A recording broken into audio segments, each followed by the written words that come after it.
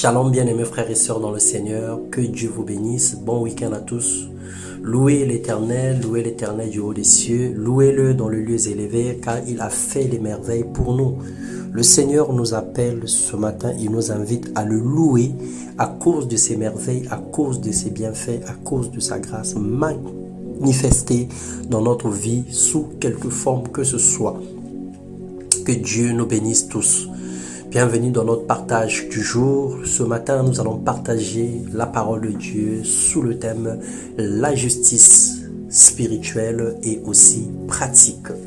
Dans Romains, le chapitre 5, le verset 18, il est écrit « Ainsi donc, comme une seule offense, la condamnation a atteint tous les hommes, de même par un seul acte de justice, la justification qui donne la vie s'étend à tous les hommes. » Nous ne sommes pas justes par nos œuvres ou par des bonnes actions, aussi grandes qu'elles peuvent être, mais plutôt par l'alliance spirituelle que nous avons avec Jésus-Christ par son sang.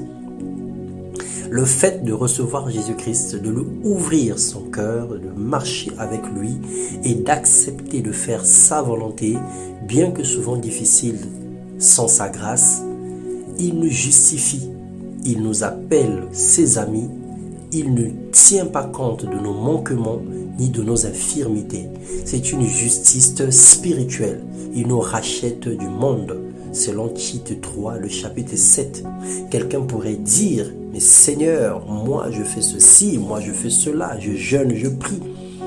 Je fais toutes sortes d'efforts pour atteindre un certain niveau, mais comment as-tu accordé la grâce? Comment as-tu justifié un pécheur? Comment as-tu justifié un voleur? Comment as-tu justifié une prostituée? Comment as-tu justifié un magicien? Alors la justice de Dieu, c'est l'alliance spirituelle que nous avons avec Jésus-Christ par son sang. Lorsqu'une personne se repent, lorsqu'une personne vient à Dieu, le Seigneur décide de le justifier et c'est un miracle et c'est un mystère.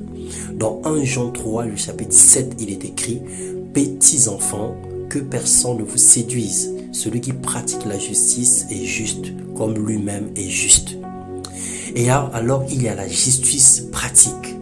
Elle fait référence à notre conduite. Lorsqu'elle n'est pas pratiquée, notre exaucement peut être bloqué. Et le Seigneur s'éloigne de nous.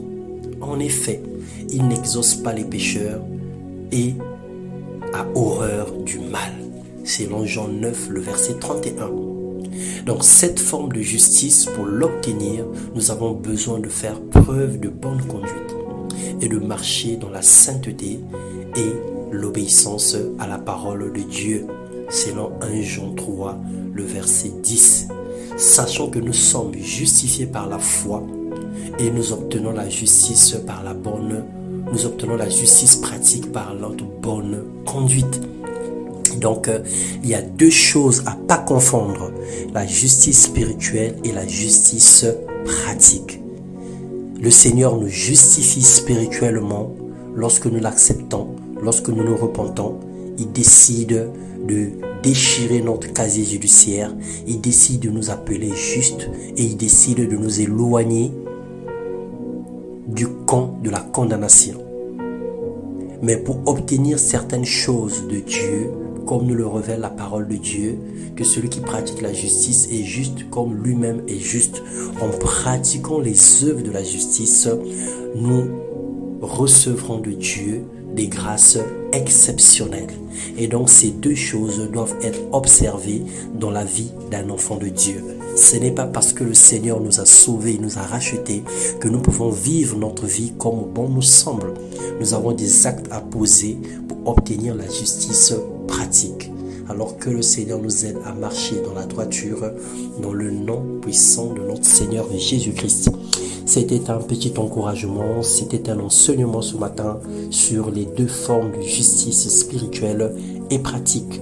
Que la grâce de Dieu soit notre partage. Bon week-end à tous, dans le nom puissant de notre Seigneur Jésus-Christ. Amen.